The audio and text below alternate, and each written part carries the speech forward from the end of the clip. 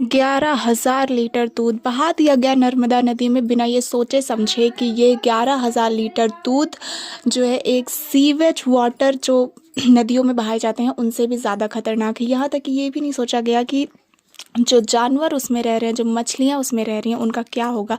I am not proud of my country, क्योंकि India अब वो बन चुका है जो कभी किसी ने नहीं सोचा था। यहाँ पे एजुकेशन से ज़्यादा जाति धर्म को बढ़ावा दिया जाता है। क्या हम नेपाल से नहीं सीख सकते? अभी रिसेंट में नेपाल में चुनाव हुए थे एंड देन वहाँ अब जो हो रहा है वो मुझे बिलीव नहीं हो रहा है। क्या इंडिया नहीं कर सकती है? कैसे जैसे नेपाल के प्राइम मिनिस्टर ने ये कहा कि अब ना कोई वीआईपी ना कोई पब्लिक, सब बराबर होंगे, किसी के लिए कोई भी गाड़ी नहीं रुकेगी। अगर वीआईपी हैं तो वीआईपी भी उसी ट्रैफिक में फंसेंगे जैसे एक आम आदमी फंसता है। इंडिया में ऐसा नहीं हो सकता। इंडिया में आप टैक्स भी दो, आपको उस तरह की फैसिलिटी भी नहीं मिलेगी। लेकिन अगर वीआईपी आ रहे हैं तो आपको पूरे, अगर उन्हें 24 घंटे भी लग रहे हैं आने में तो आपको 24 घंटे के लिए भी ट्रैफिक नियम के हिसाब से आपको पूरे साइड में कर दिया जाएगा। उनके लिए एक बाकायदे रोड खाली कराई जाएगी और टैक्स आपसे लिया जाएगा। उसी टैक्स के पैसे से ना उनके जो पेट्रोल उनकी गाड़ी में है ना वो चल रहा है।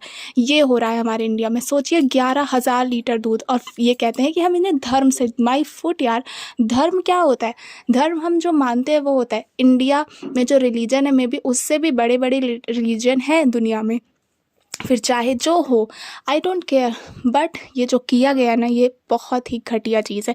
यहाँ पे लड़कियों की सेफ्टी को प्रायोरिटी नहीं दी जाती, उनका मजाक बनाया जाता है। जो लोग सच बोलते हैं उन्हें पार्लियामेंट से ही बाहर कर दिया जाता है। ये हो रहा है हमारे देश में, और फिर भी हम कहते हैं हमारा भारत महान।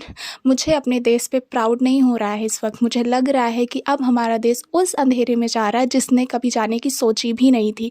50 साल, इतने सालों से इतनी सारी गवर्नमेंट ने इंडिया पे राज किया, लेकिन जो नेपाल इस वक्त कर रहा है वो इंडिया के किसी गवर्नमेंट ने नहीं किया।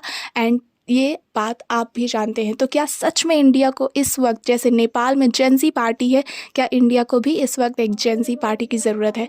क्या इंडिया भी इस वक्त India needs right now in Gen Z party, ताकि वो इंडिया के लोगों को ये बता सके कि आखिर विकास होता कैसे है। ये सिर्फ वादे करते हैं, लेकिन जो अगर सच में देश का विकास करना चाहते हैं तो वो वादे नहीं करते हैं, वो अपना काम करके दिखाते हैं। That's the point. And yes, I am again repeated, I am not proud of right now in my country. Thank you.